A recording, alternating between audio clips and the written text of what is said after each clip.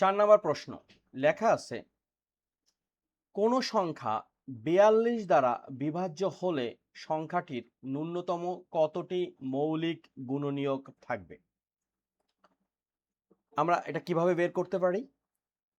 লক্ষ্য করি আমরা 42কে যদি 2 দ্বারা ভাগ করি, 2 হচ্ছে সবচেয়ে ছোট মৌলিক সংখ্যা, পাবো হচ্ছে 21।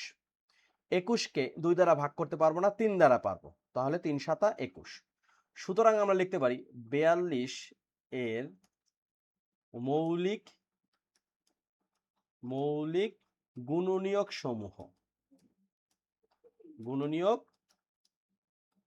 সমূহ সেটা কি? 42 হচ্ছে ইকুয়ালস টু 2 গুণ 3 গুণ 7, অর্থাৎ সংখ্যাটির অন্তত এই 3টি মৌলিক গুণনীয়ক থাকবে। উত্তর হচ্ছে কোন সংখ্যা দ্বারা 42 বিভাজ্য হলে সংখ্যাটির ন্যূনতম কতটি মৌলিক গুণনীয়ক থাকবে? 3টি। এখন প্রশ্নটা যদি এরকম না হয়ে যদি বলে যে কোন সংখ্যা 42 দ্বারা বিভাজ্য হলে সংখ্যাটির ন্যূনতম কতটি গুণনীয়ক থাকবে, এই মৌলিক কথাটা যদি কেটে দেয় তাহলে কি হবে? তাহলে আমরা লিখতে পারি এরকম যে 42কে আমরা কিন্তু লিখতে পারি 1 গুণ 42, অর্থাৎ 42কে আমরা 1 দ্বারাও ভাগ করতে পারবো, 42কে আমরা 42 দ্বারাও ভাগ করতে পারবো। এরপরে আমরা 2 দ্বারা ভাগ করতে পারবো, কারণ 21 দোকানে 42। 3 দ্বারাও পারবো, 3 দ্বারা করলে কত হবে? 3 14 42, রাইট? 7 দ্বারাও পারবো, 3 4 5 6 দ্বারা পারবো, কারণ 6 7 42। এখন এখানে আমরা লিখতে পারি 42 এর গুণনীয়ক সমূহ কি কি? 1 2 3 6 7 14 21 এবং 42। উত্তর কত হবে? 1 2 3 4 5 6 7 8, 8টি। তো সুতরাং কনফিউজ হওয়া যাবে না, একটা হচ্ছে মৌলিক গুণনীয়ক আর একটা হচ্ছে শুধু গুণনীয়ক। So be careful about this one. এই ধরনের প্রশ্নে আমরা সাংঘাতিক রকমের ভুল করে থাকি প্রশ্ন না বোঝার কারণে, তো এই কাজটা করা যাবে না। তাহলে 4 নম্বর উত্তর ডান।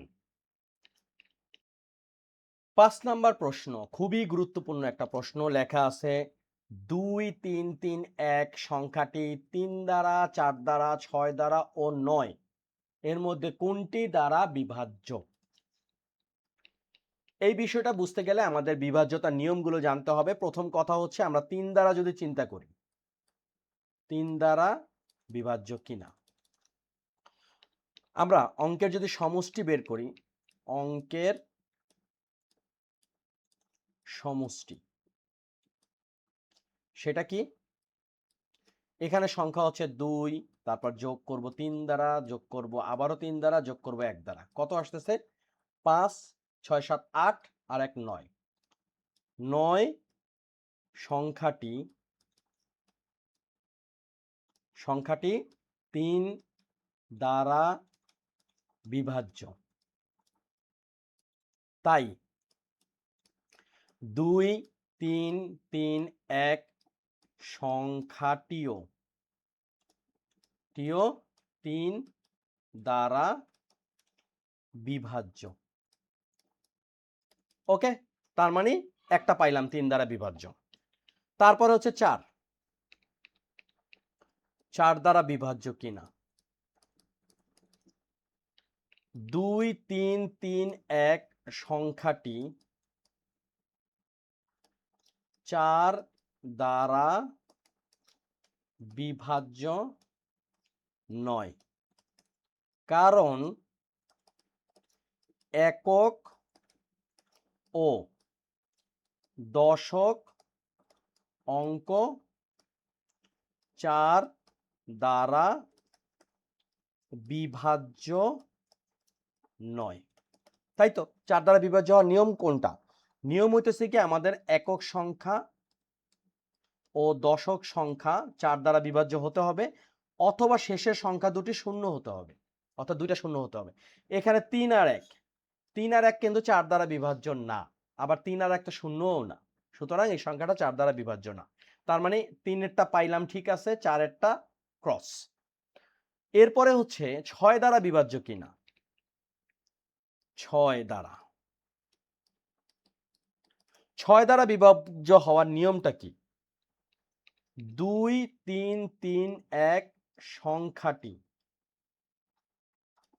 6 দ্বারা বিভাজ্য নয়, কারণ সংখ্যাটি কি? বিজোড়। বেজোড় সংখ্যা তো আর জোড় দ্বারা আমি ভাগ করতে পারতেছি না, তাই না? এরপরে হচ্ছে 9 দ্বারা, তাহলে 6-এরটা কি গেল? ক্রস গেল। 9-এরটা কি? আমরা এই যে অঙ্কের সমষ্টি বের করছিলাম, তারপরে কত পাইছিলাম? 9। যেহেতু অঙ্কের সমষ্টি, যেহেতু অঙ্কের, আমরা লিখতে পারি কি? যেহেতু 2 3 3 1 এর অঙ্কের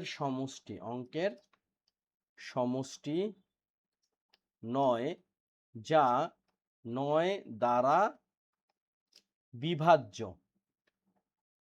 কাজেই 2 3 3 1 ও 9 দ্বারা বিভাজ্য। ওকে, সহজে অঙ্কটা করে ফেললাম। তাহলে আমরা কি পাইলাম? এখানে উত্তর হচ্ছে 2 3 3 সংখ্যাটি 3 ও 9 দ্বারা বিভাজ্য, 4 ও 6 দ্বারা বিভাজ্য না। উত্তর কমপ্লিট। উত্তর হচ্ছে কত? উত্তর হচ্ছে সহজ কথা 3 ও 9। হয়ে গেল অঙ্ক আমাদের। 5 নম্বর অঙ্ক ডান। 6 নম্বর অঙ্ক লেখা আছে 2 3 8 5 6, তারপর ব্ল্যাঙ্ক 1 ফাঁকা ঘরে কত বসালে সংখ্যাটি 9 দ্বারা বিভাজ্য হবে? তাহলে প্রথমে আমরা অঙ্কের সমষ্টিটা বের করি। অঙ্ক সমষ্টি কি কি আছে? 2 যোগ 3 যোগ 8 যোগ 5 যোগ 6 যোগ ব্ল্যাঙ্ক, যেহেতু এটা আর ধরা দরকার নাই, 1, শেষেরটা হচ্ছে 1। যোগফল কত? যোগফল হচ্ছে 2 আর 3 5, 5 আর 8 হচ্ছে 13, 13 আর 5 18, 18 আর 6 হচ্ছে 24, 24 আর 1 25। এখন খালি ঘরে কত বসালে সংখ্যাটি 9 দ্বারা বিভাজ্য হবে? আমরা জানি অঙ্ক সমষ্টি 9 দ্বারা বিভাজ্য হলে সংখ্যাটিও 9 দ্বারা বিভাজ্য হবে। সুতরাং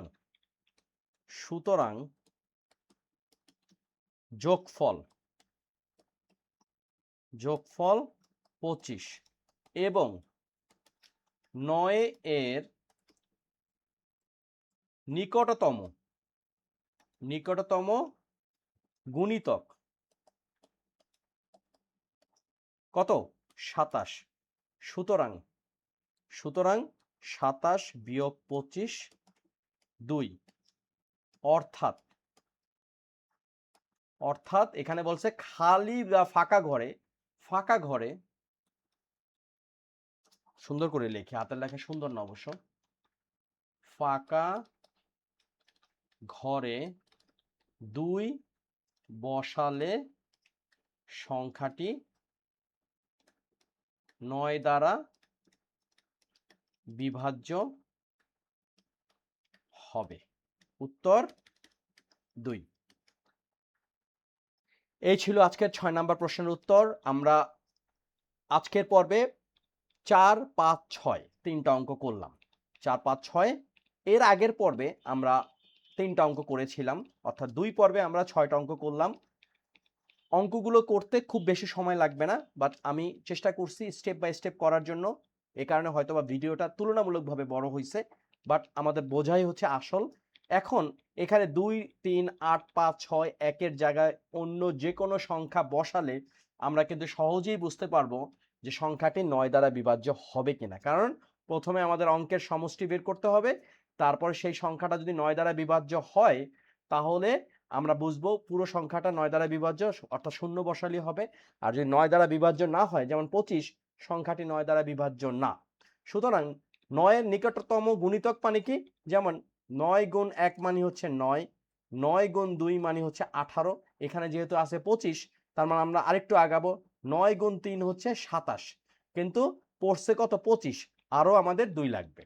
তো এরকম বুঝে শুনে যদি আমরা অঙ্ক করি, যে কোনো অঙ্ক আসলেই আমরা ইনশাল্লাহ পারবো। তো আজকের ভিডিওটা এই পর্যন্তই। তোমরা সবাই ভালো থাকো, সুস্থ থাকো।